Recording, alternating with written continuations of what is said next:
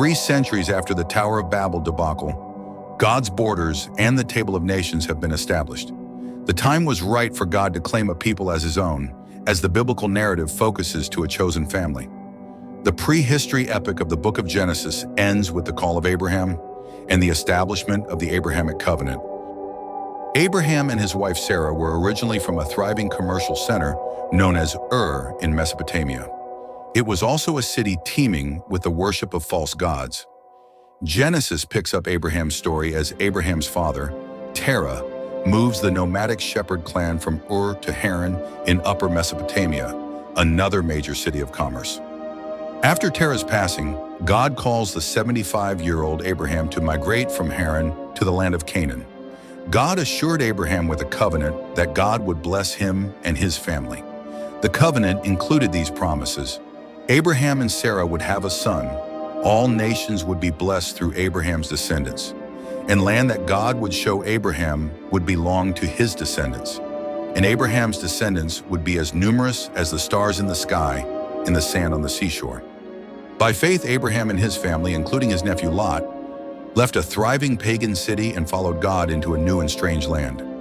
Abraham moved south along the trade routes from Haran through Shechem and Bethel in the land of Canaan. Canaan was populated by the warlike Canaanites at the time. Despite the seemingly difficult circumstances in a hostile territory, Abraham acted on faith and trusted in God and his promises.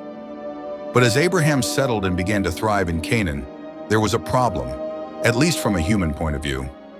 Abraham and Sarah were old and childless. How could they have a multitude of descendants, let alone even one descendant? God was promising them the impossible, or was he?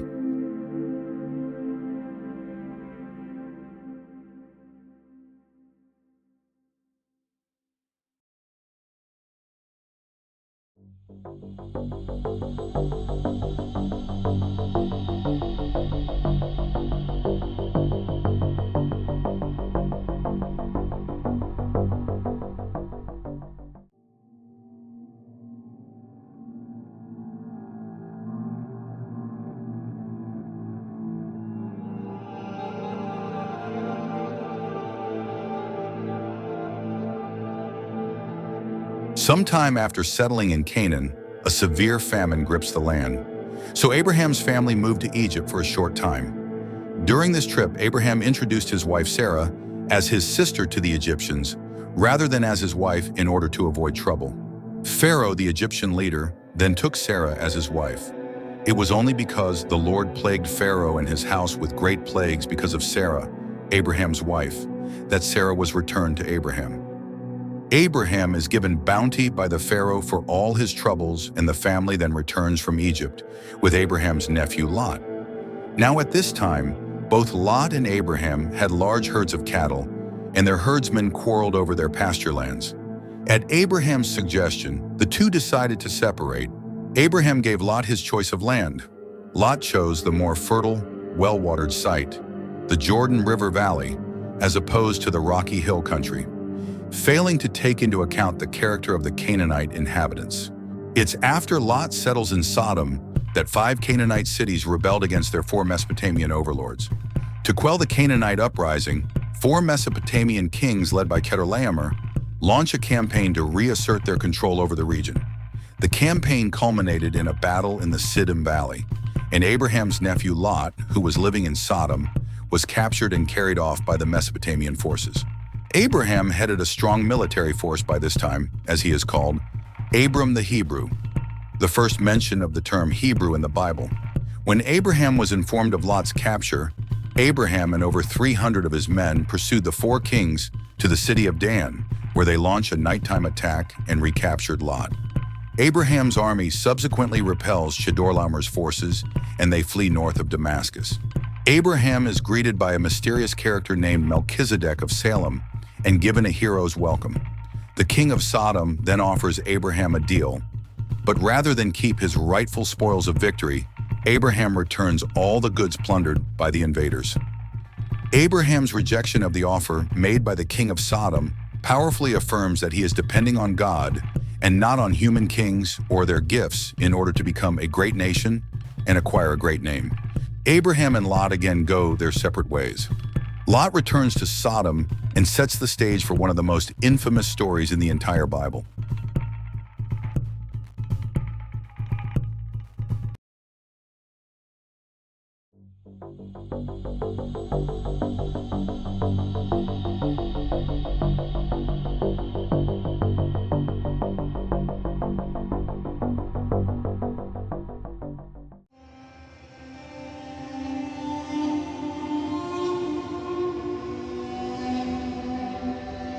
After waiting 10 years for God to fulfill his promise to give Abraham and Sarah a son, the couple became impatient. So Sarah presented her Egyptian servant Hagar to Abraham so he could father a child by her. This certainly sounds strange to our ears, but this was all according to the custom of the day. In the ancient world, infertility was considered cause for a husband to divorce his wife or to have heirs through concubines or servants. Rather than continue to wait for God's promise to be fulfilled, Sarah and Abraham thought they could shortcut their way to God's promise. Their lack of faith would have immediate consequences. After Hagar is elevated to the position of Abraham's wife, she conceived a child by Abraham. When Hagar learned she was pregnant, she became proud and mocked Sarah. Sarah complained to Abraham, who allowed her to discipline Hagar, and Sarah dealt with her harshly. Hagar fled to her homeland of Egypt, but as she came to a well outside the town of Shur, Hagar encountered an angel of the Lord. The angel revealed her son's future to Hagar, that he would be a wild man and his descendants would be a great multitude. Tradition has it that Hagar is the ancestress of all Arab peoples and of the Prophet Muhammad. Hagar called the well of the living one who sees me. When Hagar returned to Abraham's camp, her son Ishmael was born and accepted by Abraham as his son. And Abraham loved Ishmael and raised him as the son of promise.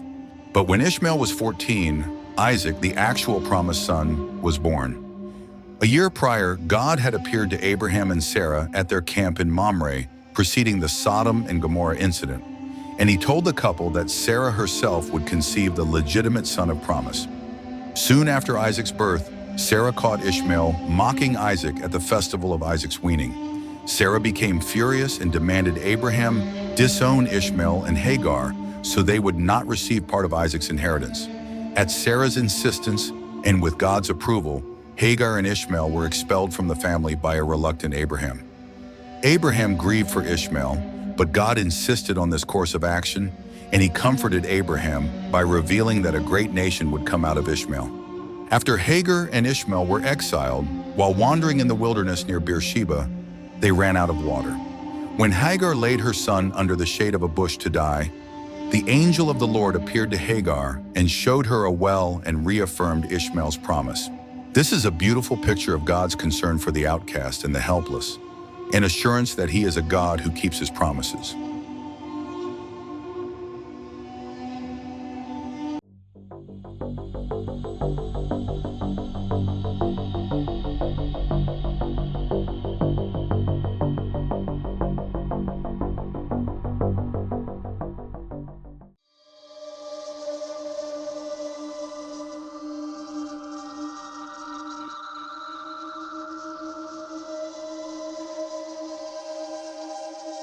We pick up our story in Genesis chapter 19, as Abraham has now settled in the town of Mamre.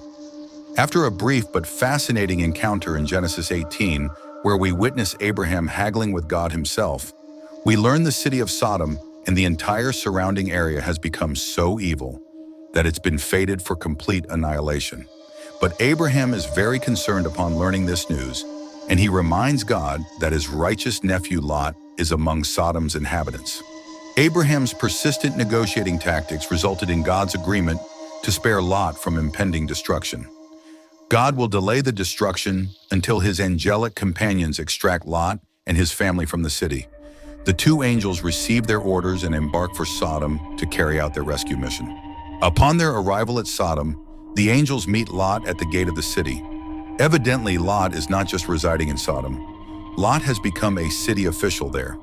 Like Abraham, Lot greets the two men by bowing before them and offering them hospitality. Since it's now late in the evening, Lot invites them to spend the night in his house. To further illustrate Lot's righteousness, the narrator describes Lot's preparing a hasty meal for the late-night visitors. The language in the Bible is too graphic for this platform, But it's quickly illustrated how Sodom has doomed itself to be destroyed when every man in Sodom descends on Lot's home to violate the two visitors. Commendably attempting to subdue the chaos at his doorstep, Lot resorts to questionable methods to protect his angelic guests. Lot actually offers his own daughters to the mob in the angel's stead, but that only further enrages the unsavory men who are now attempting to force their way into Lot's home. With the crowd's hostility now directed at Lot, the angelic visitors step in and strike the mob blind. The angelic visitors, now having revealed their true nature to the city, forcibly extract Lot and his family from the city. As our protagonists rapidly flee the city, Lot is told to literally run for the hills, but is permitted to retreat to the nearby city of Zoar. In spite of the fact Zoar is geographically centered among the 4 cities slated for divine destruction, Lot and his daughters take refuge in a cave there as fire begins to rain from the heavens. Unfortunately, we learn Lot's wife disregards the angel's instructions, and she's caught up in the destruction when she lingers behind to watch the apocalyptic scene. To this day, Zoar is all that remains in the valley. The other 4 cities surrounding Lot's refuge are ash heaps buried under the rubble of time, a striking reminder of God's justice and his mercy.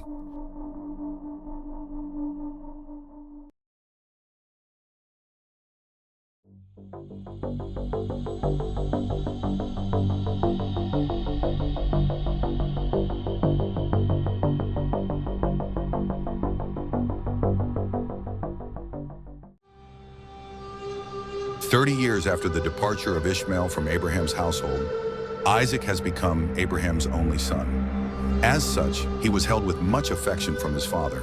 But Abraham's faith in God must have increased after Isaac's birth as well, because when God told Abraham to do the unthinkable, to sacrifice his only son Isaac, Abraham was willing.